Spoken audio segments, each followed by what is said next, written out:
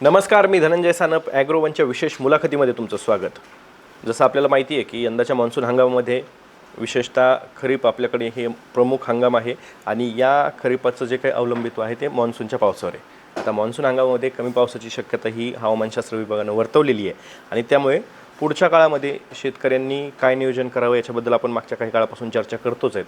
पण सातत्यानं एकीकडे अतिवृष्टी किंवा मग दुष्काळ अशी परिस्थिती आपल्याला मागच्या काही काळापासून अनुभवायला मिळते आहे.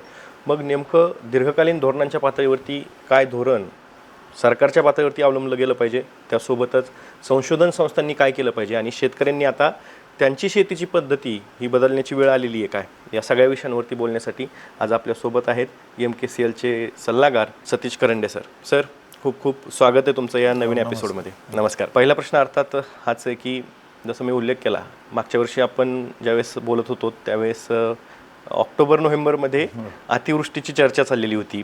आता 2026चा जून आहे आणि आता आपल्याला दुष्काळाची चर्चा करावी लागते आहे. सातत्यानं हवामानातले हे टोकाचे बदल आपल्याला पाहायला मिळत आहेत. एक प्रकारे इतकी अनिश्चितता निर्माण झालेली नैसर्गिक सगळ्या वातावरणामध्ये आणि त्याचा अर्थातच फटका शेतकऱ्यांना बसतोय. तर या सगळ्याकडे तुम्हाला काय वाटतंय की याच्यामध्ये काय घटक हे कारणीभूत आहेत आणि याच्याकडे तुम्ही नेमकं कसं बघताय? आपण मागील 10 वर्षाचं पाऊसमान बघितलं आणि त्याचं थोडं ॲनालिसिस केलं तर आपल्याला पडदिशी एक लक्षात गोष्ट येते की 10 वर्षाचा पाऊस प्रत्येक वर्षाचा वेगळा आहे. मात्र आकडेवारी अशी दिसते की ते 10 वर्षातले 7 वर्ष सरासरी एवढा पाऊस झाला, एखादं वर्ष सरासरीपेक्षा जास्त पाऊस झाला, एखाद्या वर्षी सरासरीपेक्षा कमी झाला असं आपल्याला दिसतं.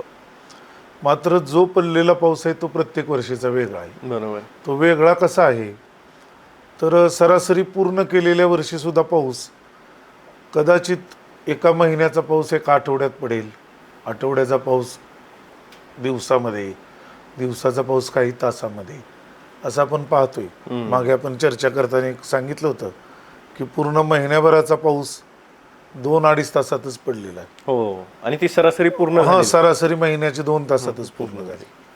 म्हणजे ह्याच्यावरून एक आपल्याला अंदाज असा येतो किंवा अंदाज म्हणण्यापेक्षा आपल्याला असं ठामपणे म्हणता येतं की पडणारा पाऊस हा शेतीला पूरक नाही.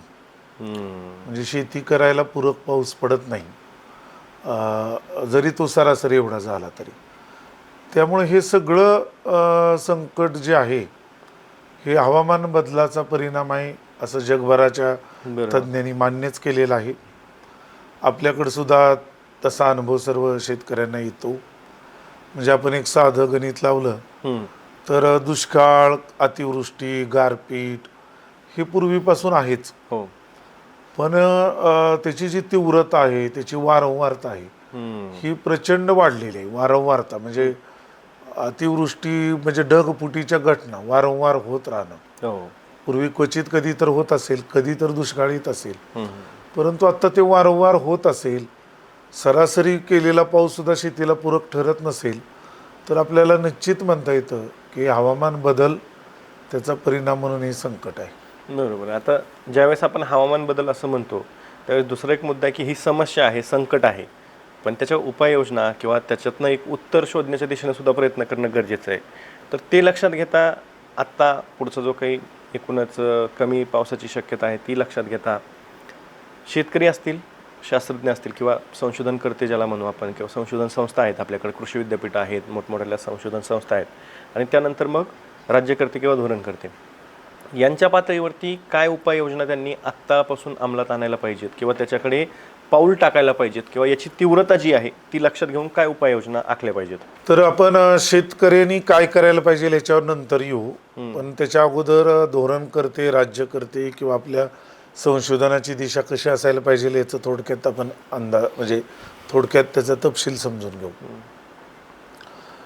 की महाराष्ट्र राज्यामध्ये 10 जिल्ह्यातील जवळपास 114 तालुके अवर्षण प्रवण होते.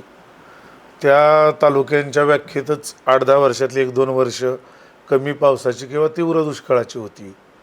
हे त्यावेळेच्या धोरणकर्त्यांनी ओळखलं आणि त्यावेळी ज्या योजना आहेत त्याचं ते प्रतिबिंब आपल्याला तसं दिसतं की वेगवेगळ्या सिंचनाच्या योजना असतील, धरण तयार करण्याच्या योजना असतील, फळबाग लागवडीसाठीच्या योजना असतील, जेणेकरून त्या भागामधल्या जे मर्यादा आहेत, कमी पाऊस राहणार आहे आणि ह्या शेतकऱ्यांना तर ते तसं त्या पद्धतीनं झालं. आता आपण आपल्या सगळ्यांचा अनुभव आहे, 10 वर्षामध्ये प्रत्येक वर्षीचा पाऊस वेगळा आहे आणि तो शेतीला पूरक पडत नाही, त्याची वारंवारता आणि तीव्रता वाढत आहे. तर पहिलं आपल्या संशोधनाची दिशा काय असायला पाहिजे हे आपण समजून घेतलं पाहिजे. बरं. पहिलं तर संशोधन तुम्हाला करताना जे काही आपल्या मोठ्या मोठ्या संस्था आहेत त्यांनी तळागाळातल्या शेतकऱ्यांना किंवा ग्रास रूट लेवलवर काय होतं ह्याची पहिली नोंद घ्यायला पाहिजे. बरोबर. काय म्हणतायत शेतकरी, म्हणजे कीड रोगाचं प्रादुर्भावाविषयी त्यांचं काय मत आहे, फळधारणा न होण्याबद्दल त्यांचं काय मत आहे, त्याच्यानंतर यावर्षी उडदाचा हंगाम चांगला आला, मागच्या वर्षी तो नव्हता, तर या दोन्हीतलं कोरिलेशन काय आहे, म्हणजे मागच्या वर्षी का नव्हता, यावर्षी का चांगला, हे सगळं समजून घेऊन आपल्याला संशोधनाची दिशा निश्चित करावी लागेल. बरोबर. ते संशोधन करताना एक मर्यादा पण लक्षात घ्यावी लागेल की खरीप आणि रब्बी असे हंगामच आपले धोक्यात आलेले आहेत. बरोबर. म्हणजे काही काही वेळेस तुम्हाला जून अखेरपर्यंत पेरणी करता येत नाही.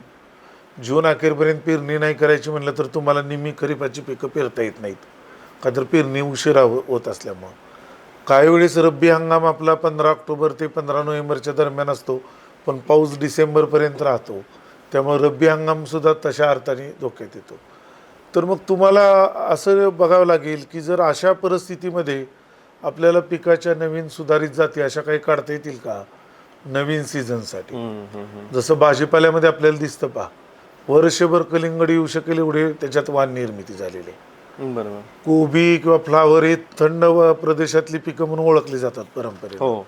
पण ते अगदी सोलापूरच्या 42 डिग्री उन्हाळ्यामध्ये सुद्धा तिथं कोबी येतो. तशा व्हरायटी आहे, तसं तंत्रज्ञान उपलब्ध आहे. तर मग आपल्याला तसा संशोधनाला दिशा द्यावी लागेल. बरोबर.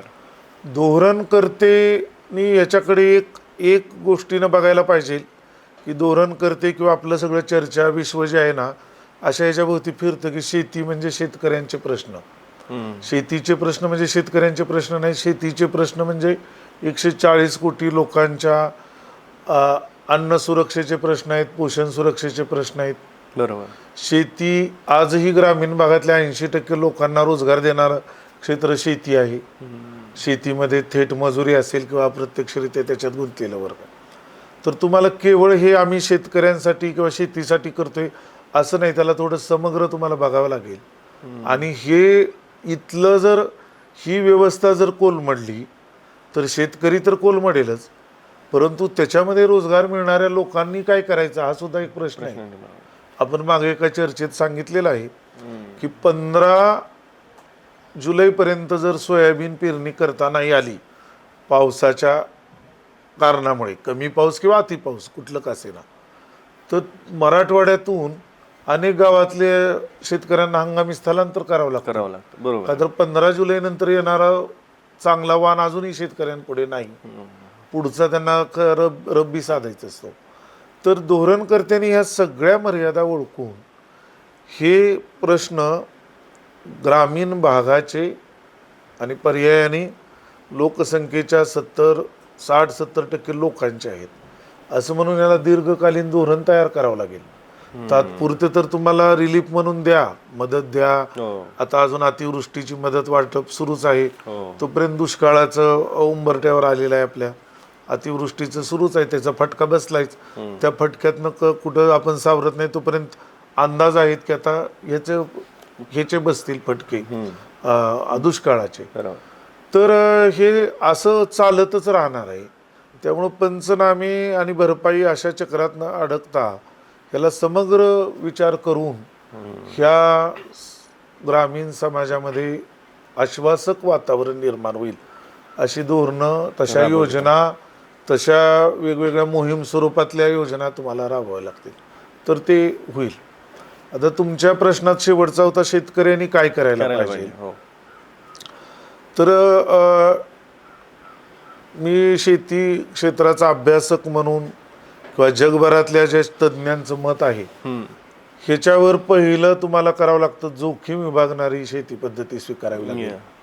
जोखीम विभागणाऱ्या पद्धतीसाठी प्रीरिक्विसाइट म्हणजे प्राथमिक गरज अशी आहे की तुमची शेती ही डायव्हर्सिफाईड पाहिजे, डायव्हर्सिफाईड म्हणजे आपल्या भारताच्या तुलनेमध्ये भारताच्या संबंधात बघायचं झालं तर तुमच्याकडे अ, कमी कालावधीत येणारी पिकं पाहिजेत, मध्यम कालावधीतली पिकं पाहिजेत, थोडं तुरीसारखं दीर्घ कालावधी 2 हंगाम लागणारं पीक पाहिजे, अनेक पिकं पाहिजेत, मूग उडीद तूर असे पिकांची संख्या म्हणजे साधारण सगळ्या तज्ज्ञाचा जगभरातील आणि आपल्या इथलं सगळा अंदाज घेतला तर आपल्याला समग्रता एक हवी आहे विचारामध्ये, शेतकऱ्यांच्या सुद्धा कृतीमध्ये समग्र विचार करून त्यांना करावं लागेल. त्याच्यानंतर शाश्वत तंत्रज्ञान तुम्हाला तत्वमन स्वीकारावं लागेल. बरोबर. आणि तिसरं तुम्हाला एकात्मिक व्यवस्थापनाकडे जावं लागेल. आणि ह्या सगळ्या ठिकाणी बहुविध पीक पद्धती हा आता सध्याचा म्हणजे मार्ग आहे असं मला वाटतं. आता तुम्ही जसा उल्लेख केलात की बहुविध पिकांची पद्धती आली पाहिजे किंवा जोखीम कमी करणारी शेती आणि मग त्याच्यामध्ये वेगवेगळी पिकं तुम्ही घेतली पाहिजेत. याच्यातनं हे कळालं आम्हाला की म्हणजे शेतकऱ्यांना की या पद्धतीची शेती केली तर लॉस कमी होऊ शकतो, जोखीम कमी होऊ शकते आमची. पण दुसरा एक प्रश्न शेतकऱ्यांच्या मनात असेल की याच्यासाठी गव्हर्नमेंटच्या पातळीवरती म्हणजे धोरणांच्या पातळीवरती सरकार काय करू शकतं किंवा तिथे काय उपाययोजना आखल्या पाहिजेत जेणेकरून ह्या बहुपीक पद्धतीला थोडासा पुश मिळेल. आपल्याला कदाचित कवी कल्पनासारख्या वाटेल पण अनेक प्रकारे योजना तुम्हाला आखता येऊ शकतात, अनेक प्रकारच्या. म्हणजे मी अन्न स्वावलंबन, पोषण सुरक्षा आणि शाश्वत शेतीची तंत्र किंवा शाश्वत माती व्यवस्थापन हे तिन्ही उद्देश फुलफिल करतोय किंवा ते पूर्ण करतोय. मी एक शेतकरी आणि तिन्ही करतोय. म्हणजे मी काय करतोय तिन्ही उद्देश करतोय म्हणजे मी 3-4 प्रकारची कडधान्य घेतोय, त्याच्यानंतर 2-3 प्रकारची तृणधान्य घेतोय. ते तृणधान्य आणि कडधान्याचं कॉम्बिनेशन असल्यामुळे माझ्या जमिनीचं शोषण जे आहे ते जास्त प्रमाणात होत नाही, कडधान्य त्याची कसर भरून काढतायत, त्यामुळं मातीचं शाश्वत व्यवस्थापन होतंय. मी कडधान्य आणि तृणधान्य घेतल्यामुळं माझी जोखीम कमी होती. बरोबर. त्याच्यातलं एखादं पीक पावसामुळे गेलं तर 2 हाताशी राहतील, त्याच्यातलं एखादं बाजारपेठेमुळे गेलं तर 1 हाताशी राहील, असं मिळून मला काही ना काही मिळेल. जर मी नुसतं एकल पीक घेतलं तर मिळालं तर सर्वच बंपर पीक मिळेल, नाही तर सगळंच झिरो होऊन बसेल. असे अनुभव आहेत आपले आतापर्यंतचे की अगदी सोयाबीन चांगलं आलेलं असतं आणि पाऊस येतो आणि ते सगळं पाण्याखाली बुडलेलं असतं, असं ते सगळं होतं. तर हे शेतकऱ्यांच्या पातळीवर माती व्यवस्थापन होतंय त्याचं. आणि तुमचं जे प्रोड्यूस आहे शेतीचं उत्पादन आहे ते तुम्हाला कडधान्यही मिळत आहे, तुमची प्रोटीन प्रथिनाची गरज आणि तृणधान्यही मिळते, अशा पद्धतीनं ते होते.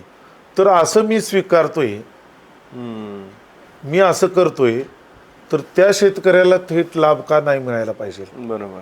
जसं की आपण मागच्या याच्यात बोलणं झालेलं तसं करता येऊ शकतं, त्या पद्धतीनं करता येऊ शकतं. दुसरं एक आहे की आपण हे सगळे 10 वर्षाचा अंदाज घेतला, अतिवृष्टी, कमी पाऊस, अवेळी पाऊस, त्याच्यानंतर गारपीट, असं सगळं बघितलं ना, आणि त्याच्यामध्ये एक बघितलं की कुठले शेतकरी ह्याच्यात सुद्धा तग धरून आहेत, असा जर विचार केला ना तर आपल्या संशोधनाला आणि धोरणाला सुद्धा दिशा मिळू शकते. की ज्या शेतकऱ्यांकडे थोडं पाणी आहे त्या पाण्याचा कार्यक्षम वापरानंतर विक्रमी उत्पादन येईल असं तंत्रज्ञान उपलब्ध आहे आणि ते तंत्रज्ञान वापरून त्याला विक्रमी उत्पादन मिळते. विक्रमी उत्पादनामुळे त्याची विक्रमी उत्पन्नाची शक्यता वाढते. त्या शेतकऱ्यांचं तुलनेनं आजही बरं चाललेलं असतं. समजण्यासाठी म्हणून आपण सोपं उदाहरण घेऊ की मी खरीप सोयाबीन उत्पादक शेतकरी आहे, परंतु माझं पावसामुळे हंगामच साधला नाही, त्यामुळे मी रब्बीकडे बघतोय. रब्बीमध्ये मला परत माझ्याकडे ज्वारी आणि हरभरा हे 2च पीक आहेत, तर माझं ते त्याच्यामध्ये चांगलं आलं नाही. परंतु दुसरा एक शेतकरी आहे की त्याच्याकडे अर्धा एकर पुरेल एवढं पाणी आहे, शेततळ्याच्या योजनेत नसेल किंवा त्याच्या गावामध्ये वॉटरशेडची कामं झाली असेल, पण उदाहरण म्हणून घेऊ आपण, अर्धा एकर त्याच्याकडे अर्धा एकर किंवा 1 एकराला पुरेल एवढं पाणी आहे आणि त्या 1 एकराला पुरेल एवढ्या पाण्यात त्यानं ऊसाऐवजी किंवा अशी धान्य पिकाच्या ऐवजी भाजीपाला आणि फळ पिकाची शेती केलेली आहे. तर त्या शेतकऱ्याला तुलनेनं बऱ्यापैकी होतं, का तर त्याच्या हातात त्याच्या कमांडमध्ये आहे, म्हणजे त्याला ढगाकडे बघून करावं लागत नाही का, तर त्याच्या कमांडमध्ये त्याच्याकडे पाणी आहे आणि त्या पाण्यावर तो टोमॅटो घेईल, कोबी घेईल किंवा डाळिंब घेईल, त्याचं जरा थोडं बरं आहे. आणि त्याचं बरं होईल, त्या गावामध्ये असं बरं असणारे 10 शेतकरी असेल तर त्या गावामध्ये रोजगारही चांगला उपलब्ध होतो आणि सगळ्यांचंच बरं चाललेलं असतं. तर ह्याच्यातून आपल्याला हे करावं लागेल. आता अन्नधान्य, तृणधान्य हे सगळं गरजेचंच आहे. मग त्याच्यामध्ये सुद्धा संशोधन तुम्हाला हवामान बदलाच्या नुसार लवचिकता असणारी पिकं पद्धती निवडावी लागेल. असा सगळा विचार करावा लागेल आपल्याला. सगळीच फेर मांडणी समग्र विचाराने करावी लागेल, तर आपल्याला दिशा दिसेल. याच्यामध्ये तुम्ही ज्यावेळेस उल्लेख केला की सातत्यानं दुष्काळ, अतिवृष्टी हा भाग आहे किंवा टोकाची जी काही अनिश्चितता आहे ती निर्माण झालेली आहे शेती क्षेत्रामध्ये. मागच्या वर्षी आपण मराठवाड्यामध्ये पाहिलेलं होतं की मोठ्या प्रमाणात अतिवृष्टी झाली. आता यंदासुद्धा ज्यावेळेस दुष्काळाची शक्यता हवामान म्हणजे त्या अर्थानं नाही वर्तवली, पण कमी पावसाची शक्यता जी आहे त्याच्यामध्ये मराठवाडा आणि विदर्भ या भागातच त्याचा मोठ्या प्रमाणात फटका बसला अशी सिच्युएशन आहे. तशा पद्धतीची संभाव्यता व्यक्त केली जाते. तर या भागांसाठी जिथे सातत्यानं नैसर्गिक संकट येत आहेत, हवामान बदलाचा मोठ्या प्रमाणात फटका बसतोय, यांच्यासाठी सुद्धा मग वेगळ्या काहीतरी वाटा आपल्याला निवडाव्या लागतील का धोरणांच्या पातळीवरती, किंवा यांच्यासाठी एक वेगळं काहीतरी स्ट्रक्चर निर्माण करावं लागेल का? हो, नक्कीच करावं लागेल. मोठी लोकसंख्या अवलंबून आहे त्या भागातली आणि विशेष म्हणजे त्या भागामध्ये औद्योगिकरण आणि ह्याचा फार हे झालेलं नसल्यामुळं बहुतांश जनतेचं रोजगाराचं मुख्य क्षेत्र हे शेती क्षेत्र आहे. बरोबर. आणि त्यामुळे तिथं ते नक्की करावं लागेल. आणि हवामान बदलाच्या दृष्टीनं मोस्ट व्हल्नरेबल जिल्हे त्या भागातलेच आहेत. त्यामुळे तिथं पोखरासारखा एक प्रोजेक्ट सुद्धा सुरू आहे. मात्र आपल्याला त्या भागामध्ये हे सगळी जोखीम विभागणारी किंवा हे सगळे धोक्यामध्ये तग धरून राहणारी शेती पद्धती विकसित करावी लागेल. शेती पद्धती विकसित करावी लागेल. त्या शेती पद्धतीची पूर्व अट असेल की ती डायव्हर्सिफाईड पाहिजे. बरोबर.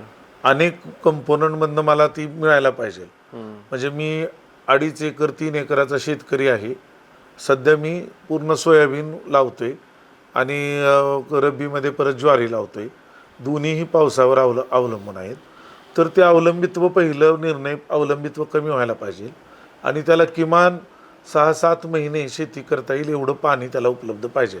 ॲटलिस्ट प्रोटेक्टिव्ह इरिगेशन तरी. प्रोटेक्टिव्ह इरिगेशन म्हणजे किमान 1-2, म्हणजे तुम्ही विचार करा की मी पेरणी केलेली आहे, माझं पीक चांगलं आलेलं आहे, पीक फुलोऱ्यात असताना पाऊस गायब झाला आहे. तज्ज्ञ असं सांगतात की फुलोऱ्यात पाण्याचा जर ट्रेस बसला किंवा पाण्याचं जर कमतरता असेल तर तुमच्या उत्पादनामध्ये 50% घट येऊ शकते. तर मला एक पाणी त्यावेळेस मिळणं किती गरजेचं आहे ते मला मिळत नाही. त्यामुळे माझं ते एवढं चांगलं पीक आलेलं माझ्या डोळ्यासमोर कमी उत्पादकती शेती होऊन बसते. तर पहिल्यांदा ही जी आहे ना, हे पाण्याची जी गरज आहे, किमान संरक्षित पाणी, म्हणजे मला किमान 2-3 वेळा पाणी देता येईल असं सहज उपलब्ध होऊ शकतं. तेवढं तंत्रज्ञान पुढे गेलेलं आहे. आणि पाण्याचा कमी वापर करणारं सुद्धा तंत्रज्ञान एका साईडने विकसित होते. बरोबर. पेपर मल्चिंग असेल, ड्रीप इरिगेशन असेल, तुषार सिंचन असेल, असे होत असताना तर डायव्हर्सिफाईड ह्याच्यामध्ये पहिलं किमान पाण्याची गरज भागवून त्याला 6 महिने तरी शेती करता येईल असं त्याला पायाभूत सुविधा देणं. परत ते करता आल्यानंतर मग तिथं परत ऊसासारखं पीक येऊन उपयोगाचं नाही. तिथं शॉर्ट ड्युरेशनची पिकं की ज्याच्यामध्ये विक्रमी उत्पादनाचं तंत्रज्ञान आहे, भाजीपाला असेल, की तशी पिकांचं त्यांना घेता यावं. तशी पिकं घेता आली की तशी इकोसिस्टम तिथं आकाराला येईल. तशी इकोसिस्टम आकाराला आली की तिथं त्याचे रोजगार मिळतील. म्हणजे मी उदाहरण म्हणून मी तुम्हाला सांगतो की समजा अनेक तुम्हाला पंचकृषी आढळतील महाराष्ट्रामध्ये. आपण शोधायचं ठरवलं ना, अतिशय आज तुम्हाला हवामान बदलाला अनुकूल शेती पद्धतीची शेतकऱ्यांनी स्वतःच्या बळावर उभी केलेली मॉडेल, त्याला ते मॉडेल नाहीत म्हणणार, पण त्यांचं ती जगण्यासाठीचा तो संघर्ष आहे. त्याच्यातनं त्यांनी जे केलेलं, आज तुम्हाला महाराष्ट्रातून फिरले तर 10 तुम्हाला मॉडेल दिसतील की ज्याच्यातून तुम्हाला संशोधन आणि धोरणाला दिशा मिळेल. तर इकोसिस्टम म्हणजे कसं असतं, मी तुम्हाला एक उदाहरण घेऊन सांगतो की असं तुम्हाला एक गाव आढळेल की ते गाव पूर्वी कोरडवाहू होतं. त्या गावामध्ये वॉटरशेडचे मोठ्या प्रमाणावर काम झालं, त्यामुळे तिथला भूजल स्तर वाढला, पाणी मिळालं, शेततळी आली तिथं, आणि मग तिथं टोमॅटोसारखं पीक आलं किंवा भाजीपाल्यासारखं एखादं पीक आलं. मध्यंतरी आम्ही कटफळ या गावाविषयी अशा 2 कथा लिहिलेल्या आहेत पेपरमध्ये, की तिथं त्या कटफळचीच कथा सांगतो की ते गाव दिवाळीनंतर 80% लोक मायग्रेट होत होती त्या गावातली. कटफळ सांगोला तालुक्यातलं ऊस तोडणी कामगार, बांधकाम मजूर आणि मेंढपाळ हे 3 याच्यासाठी दिवाळीनंतर गाव ऊस पडायचं.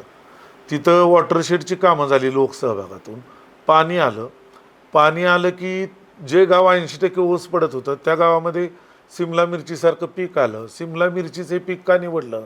का तर ते 45व्या दिवसापासून उत्पन्न द्यायला सुरुवात होते त्याचं. पहिली तोडणी त्या दिवशी येते. सिमला मिरचीचे शेतकरी वाढले की तिथं तशा नर्सरी आल्या, त्या नर्सरीमध्ये रोजगार मिळाला.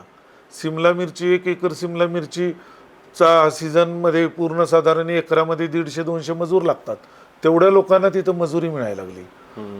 परत वाहतूक व्यवस्था तिथं वाढली, मजुरांची वाहतूक असेल किंवा हे जो शेतीतलं उत्पादन आहे मिरची त्याची वाहतूक असेल त्याचं, तर त्या गावामध्ये आज आजूबाजूच्या 4-5 गावातून तिथं कामाला येत आहेत, की ज्या गावामध्ये 80% लोक बाहेर जात होते. हे घडलं कशामुळं?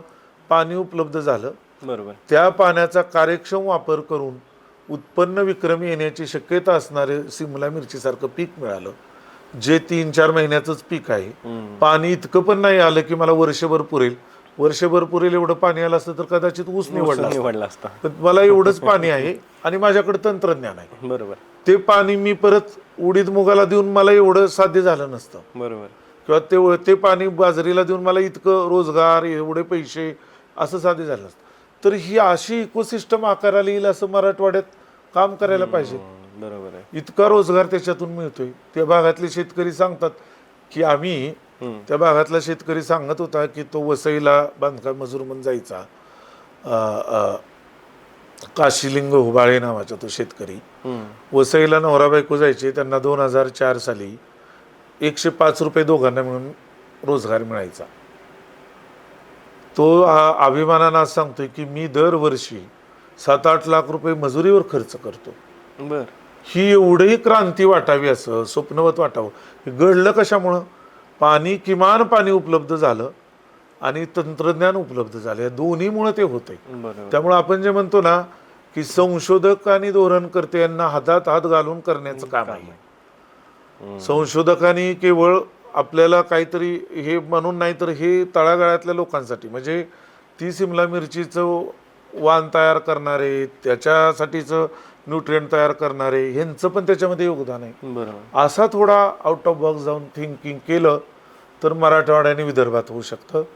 आणि अर्थतज्ञ असं सांगतात की कडधान्य, तृणधान्य याच्या मागणीला काहीतरी मर्यादा असते, परंतु भाजीपाल्याची मागणी सातत्याने जसं जसं राहणीमान वाढेल तसं मागणी वाढते. म्हणजे आता आपण टोमॅटोच किती प्रकारे खातो पहा. म्हणजे राहणीमान उंचावलं, मला सॉसमध्ये टोमॅटो खायचा आहे, मला भाजीमध्ये टोमॅटो खायचा आहे, मला पिझ्झामध्ये टोमॅटो खायचा आहे, अशी मागणी त्याची वाढत जाते जसं जसं. किंवा हॉटेलिंग, म्हणजे हॉटेलमध्ये जाण्याच्या लोकांचं प्रमाण वाढतं तसं भाजीपाल्याची मागणी वाढते. हे असं सगळं शोधून ते करावं लागेल मराठवाडा आणि विदर्भात. यंदाच्या हंगामामध्ये जर का कमी पावसाची शक्यता लक्षात घेतली आपण, तर आपल्याला शेतकऱ्यांना आता खरीपाचं नियोजन पण करायचं आहे. तर तुम्ही शेतीचे अभ्यासक म्हणून आत्ता या हंगामामध्ये शेतकऱ्यांनी कोणत्या पिकांना प्राधान्य दिलं पाहिजे किंवा कोणती पीक पद्धती केली पाहिजे आत्ता या वर्षी तरी किमान, याच्याबद्दल काय सांगाल? ह्याच्यामध्ये मग मी जे म्हणालो ना की पहिलं आपल्याला बहुविध, डायव्हर्सिफाईड असा विचार करावा लागेल. आणि तो केवळ कवी कल्पना म्हणून नाही, तर ते आपल्या याच्यातलं तग धरून राहण्याची सिस्टम म्हणून तो विचार करावा लागेल. म्हणजे शेतकऱ्यांना कदाचित असं वाटू शकतं की हे सांगणं सोपं आहे पण करणं कठीण आहे, पण नाही, ते करणं सुद्धा आपल्याला सोपं करून घ्यावं लागेल, ते करता येईल. म्हणजे मूग उडीदासारखे शॉर्ट ड्युरेशनची पिकं, तुरीसारखं थोडं 2 हंगामात येणारं पीक, म्हणजे अंदाज असा आहे की पाऊस वेळेवर सुरू होईल, मध्ये खंड पडेल आणि परत पाऊस पडेल, तर मग ते त्याच्यामध्ये तुरी चांगल्या येतील, बऱ्यापैकी येतील. मूग पावसाचा खंड पडायच्या अगोदरच मूग तुम्हाला हार्वेस्टिंग शक्य होईल, 60-70 दिवसात येतो तो. असा विचार करून जसा जसा पाऊस होईल तसं मला कुठलं तर पीक असा एक विचार करावा लागेल त्याच्यामध्ये. त्याच्यानंतर अनेक तज्ज्ञांनी आपल्या ॲग्रोवन डिजिटलच्या माध्यमातूनही पण सांगितले, त्यामुळे मी ते परत रिपीट नाही करत, पण योग्य ओलीवर आपल्याला पेरणी करावी लागेल. पेरणीची घाई सुद्धा करून उपयोगाचं नाही.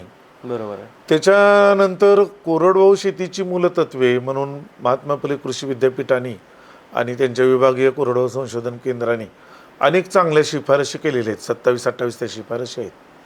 त्याच्यामध्ये एक शिफारस मला वाटतं म्हणजे सगळ्याच अंगीकारण्यासारख्या आहेत. एक शिफारस अशी आहे, विशेषतः सोलापूरसारख्या जिल्ह्यामध्ये की जिथं रब्बीचं महत्त्वाचं क्षेत्र आहे, की मूलस्थानी मृदा आणि जलसंधारण तुम्हाला करावं लागेल.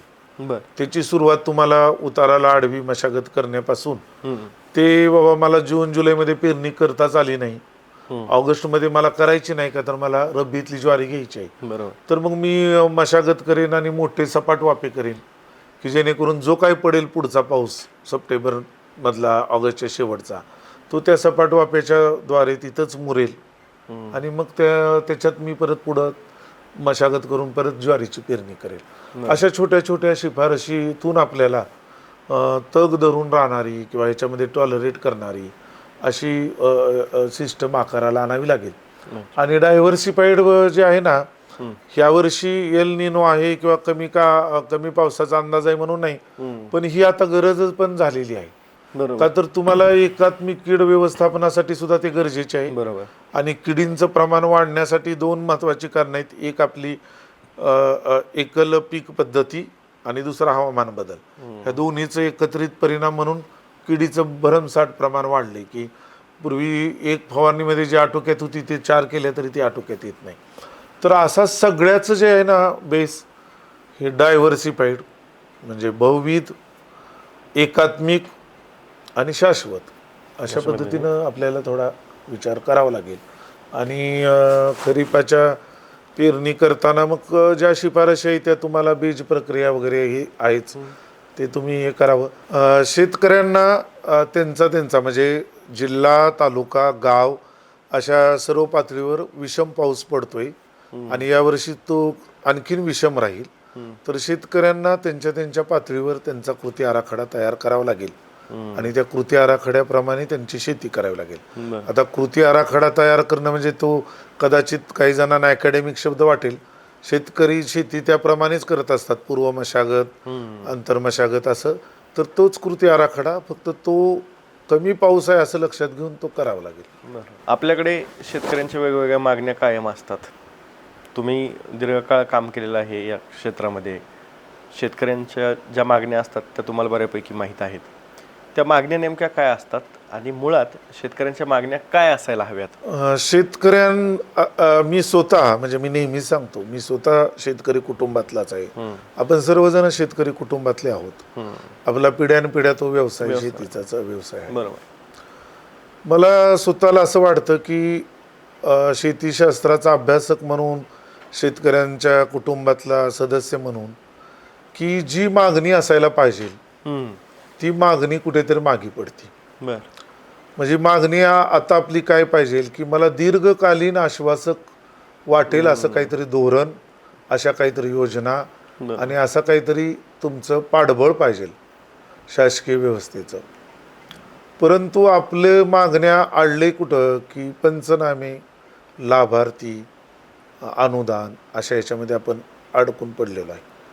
पण मला एक त्याच वेळेस असाही पण एक घटक दिसतो, म्हणजे आम्ही शेतकऱ्यांचं मागणीपत्र काय आहे असे गटचर्चा आम्ही 22 गावांमध्ये आम्ही गटचर्चा घेतल्या होत्या. 2020ची पूर्वीची गोष्ट आहे. आणि आम्हाला 3-4 गटचर्चा झाल्यानंतर आम्हाला लक्षात आलं की हमी भाव, त्याच्यानंतर पायाभूत सुविधा, त्याच्यानंतर शेतीचा खर्च कमी झाला पाहिजे अशा मागण्या आहेत. मग आम्ही 4 गटचर्चेनंतर पुढं असं बदललं की ह्या मागण्या आहेतच, हे आम्हाला मान्यच आहे, ह्याच्या व्यतिरिक्त काय मागणी असायला पाहिजे.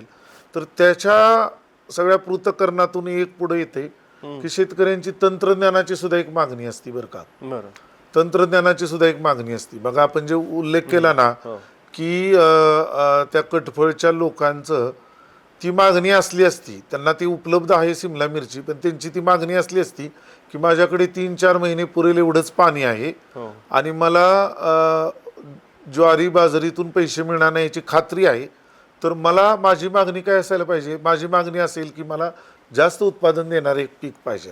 बरोबर. ती बाजारपेठेत खाजगी क्षेत्रातल्यांनी ते काम केल्यामुळे ते उपलब्ध झाले, त्यामुळे ती मागणी पुढे आली नाही. पण आपण सूक्ष्मपणे बघितलं तर ती मागणी असती तंत्रज्ञानाची, बरोबर. आणि त्या तंत्रज्ञानाला पूरक ठरेल असं योजनांची पण मागणी असते शेतकऱ्यांची. तर मला असं वाटतं की हताशा म्हणून नाही, पण मला एक काळजी म्हणून असं वाटतं की शेतीचे प्रश्न अतिशय बिकट बनलेले आहेत. या वर्षी तर आपण बघतोय कमी पावसाचा अंदाज आहे, मागच्या वर्षीची अतिवृष्टी आहे, दुसऱ्या बाजूला बाजारपेठेमध्ये मंदी आहे, तेल आणि ह्या अनुषंगाने महागाई वाढण्याची शक्यता आहे. आधीच तोळा मासा प्रकृती होती कोरडवाहू शेतकऱ्यांची, म्हणजे शेतकऱ्यांची म्हणजे त्या पूर्ण शेती क्षेत्राची, आणि त्याच्यामध्ये असं संकट येणं म्हणजे मोठं म्हणजे कोलमडून जाण्यासारखी परिस्थिती होती. तर मला वाटतं आपण आता अशी मागणी करायला पाहिजे, आणि त्याचे मॉडेल आपल्याला आपल्याच राज्यात दिसतील की आम्हाला दीर्घकालीन असं काहीतरी द्या. आमच्या गावामध्ये तशी इकोसिस्टम आकाराला आणा, तशी इकोसिस्टम आकाराला येईल असं पायाभूत सुविधा द्या, आणि त्याच्यातून आम्हाला अशा संकटावर मात करण्याचं बळ द्या. अशा संकटावर मात करण्याचं हे करा. आणि शेतकऱ्यांमध्ये ते असतं, म्हणजे आपण टोमॅटोच्या बातम्या येतात, रस्त्यावर फेकून दिले, मातीमोल भावाने गेले, तरीसुद्धा ते शेतकरी परत टोमॅटो घेतात. आपल्याला ते दिसतं उदाहरण. तर त्याच्यामध्ये काही केवळ अपरिहार्यता नसती, त्याच्यामध्ये त्यांचं एक अर्थशास्त्रीय दृष्टिकोन सुद्धा असतो. का तर त्यांना असं माहीत असतं की मला 25 टन टोमॅटो एकरी निघेल असं तंत्रज्ञान आहे, त्यामुळं मला 5 रुपये 7 रुपये 10 रुपये गेला तरी मला बऱ्यापैकी पैसे मिळत आहेत. मला फेकावा लागल्यानंतर मला तोटा होतोय, पण विक्रमी उत्पादनाची शक्यता असल्यामुळे मला पैसे मिळण्याची पण शक्यता आहे. बरोबर. त्यामुळे ते शेतकरी तसं घेतात. तर ही शेतकऱ्यांची मागणीच आहे असं आपण समजायला पाहिजे की तसं तंत्रज्ञान. म्हणजे पहा, आता यावर्षी माझ्या गावातल्या शेतकऱ्यांनी 70 बोरीच्या झाडातून 2.5 लाख रुपये उत्पन्न मिळवलं. 70च बोरीची झाड आहे त्याच्याकडे. त्यांचं तो कमी शेती आहे, भांगे नावाचे शेतकरी, कमी शेती आहे, आणि घरचे करणारे 3-4 जण आहेत, म्हणजे नवरा बायको आणि मुलगा आणि सून असे. तर त्यांना ते बरं पडलं, आणि त्यांना 2.5 लाख. तर 2.5 लाख आताचं जे खरीप आणि रब्बी पिकं जे आहेत ना, त्याच्यातून एकरात 2.5 लाख मिळण्याचं कुठलेही आता पीक नाही आपल्या हातामध्ये. बरोबर. तर त्या शेतकऱ्याला ते बोरीचं तशी जात मिळाली, तसं तंत्रज्ञान मिळालं, कमी पाण्यात येणारं त्याच्याकडे ड्रीपसारखं तंत्रज्ञान आहे, त्यामुळे त्याला ते काय. तर आपण मागणी करावी, दीर्घकालीन धोरण असू द्या, बरोबर, आम्हाला त्या धोरणामध्ये तग राहील असं तंत्रज्ञान असू द्या, तर ते तंत्रज्ञान स्वीकारण्यासाठीच्या योजना आम्हाला शक्य होऊ द्या तशा, आणि पायाभूत सुविधा द्या. मग तुम्हाला चित्र बदललेलं दिसेल. सर, तुम्ही या सगळ्या विषयांवरती आता एकूणच शेती क्षेत्रासमोर काय बिकट अवस्था निर्माण झालेली याच्याबद्दल आपण याच्या आधीच्या एपिसोड्समधनं सुद्धा त्या मुलाखतींमधनं चर्चा केलेली आहे. आज त्याचाच एक धागा धरून पुढे दुष्काळ आणि त्या दुष्काळाच्या परिस्थितीमध्ये काय शेतकऱ्यांवरती संकट ओढवणार आहे या सगळ्याबद्दल चर्चा केली. आणि या चर्चेतनं कुठेतरी एक ही सगळ्यात महत्त्वाची बाब आहे की शेतकऱ्यांच्या मागण्या आणि त्यासोबत राज्यकर्त्यांचं किंवा धोरणकर्त्यांचं जे काही धोरण आहे किंवा त्यांनी समोर जे काही वाढून ठेवलेलं आहे याच्यामध्ये कुठेतरी विसंगती आहे, आणि त्याला एका पॉईंटवरती आणणंसुद्धा गरजेचं आहे. तर या कृषी क्षेत्रातल्या ज्या काही समस्या आहेत त्या काहीशा कमी होतील, हळूहळू त्या नाहीशा होतील. तुम्ही वेळ दिलात, सविस्तर अशी चर्चा केलीत, त्याबद्दल खूप खूप धन्यवाद आहे. नमस्कार.